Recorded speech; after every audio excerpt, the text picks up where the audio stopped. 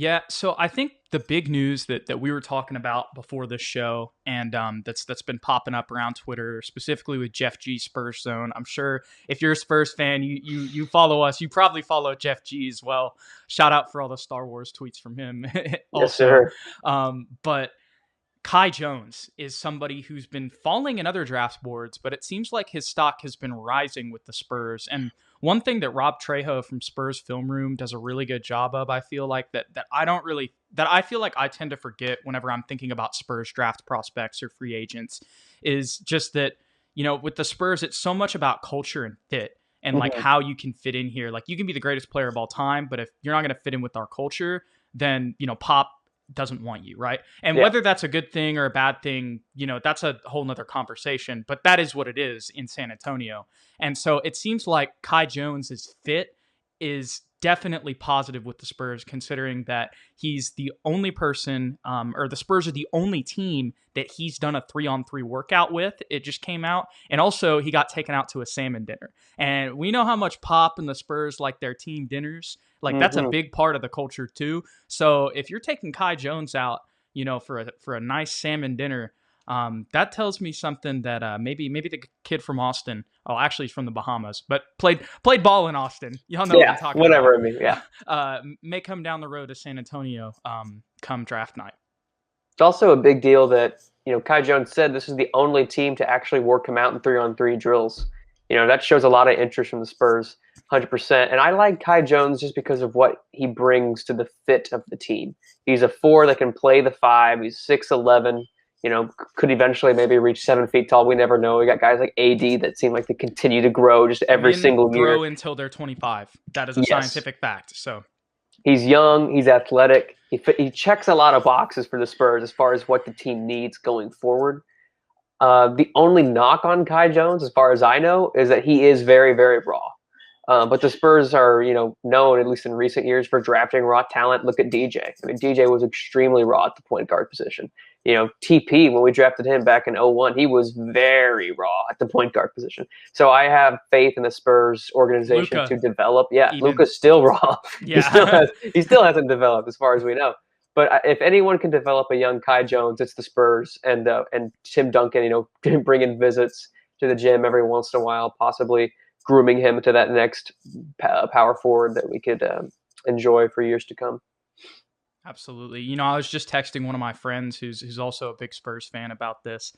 And the way that I kind of like look at Kai Jones and the way that I could describe him is he's basically a bigger, more developed, better Luka Samanic, like going into the draft. He's different because he's bigger and he has way more of a post game. Yeah, But obviously, if you're a little bit bigger, you're going to be in the post more. And he's not as consistent of a shooter coming out. But he's the more of an thing is, explosive athlete, though. yes, but the thing is he's shown potential as a shooter. Like when I've watched his tape, it doesn't even like I don't look. Stats are like they tell us things, but they're not the whole story. Like you can have a bad shooting year and still have a fantastic jump shot. You know what I'm Yeah, saying? And so, Kai, it really seems like he has the fundamental down. It seems like he has a good stroke. It's not like he's just broken and we're going to have to, completely restructure it, to have a chance of him, being a yeah. stretch four. He played the stretch four role multiple times during his tenure at Texas. He even would shoot threes when he was playing the five.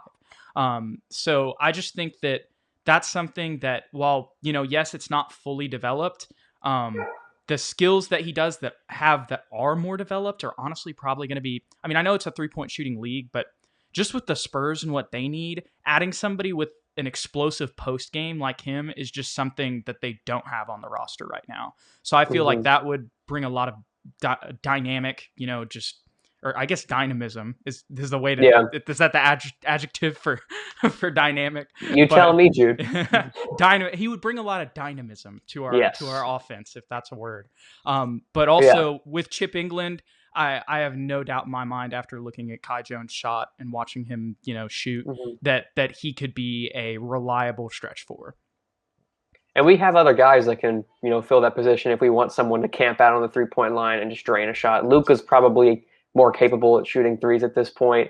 We could go re-sign Gorgie Jang for a minimum deal. He could camp out there and Yeah. shoot a corner three. But what he does, I think, is what the Spurs need even more, and that's rebound and play aggressively down low. A guy that can defend not only these big fours and fives, but also possibly move his feet along the perimeter and guard some of these more athletic guards that can, unfortunately get around all of our other big guys like Jakob Pertl.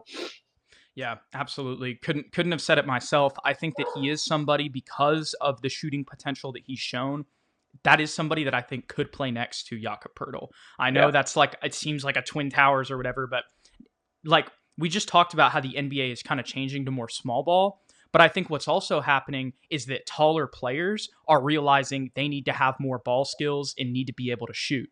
So Yeah. now it's almost turning into like less of small ball, where like you saw the Mavericks, start Luka at point guard. Nobody on the lineup was under 6'6", and you still have, a Porzingis or a Dwight Powell with 6'11", 7'2" out there also. It's just more about players, like every player realizing they need to be able to shoot and be pretty skilled, unless you're like a Jakob Pertl type player, basically. Yeah, pretty much. So he could be that. It seems like he's one of those guys, and that would be huge for the Spurs if they could get him. Any final thoughts on Kai Jones? I'm always willing to draft a guy that addresses a need. And to me, our biggest need is a big player that can move his feet and defend along the perimeter, and he fits that position.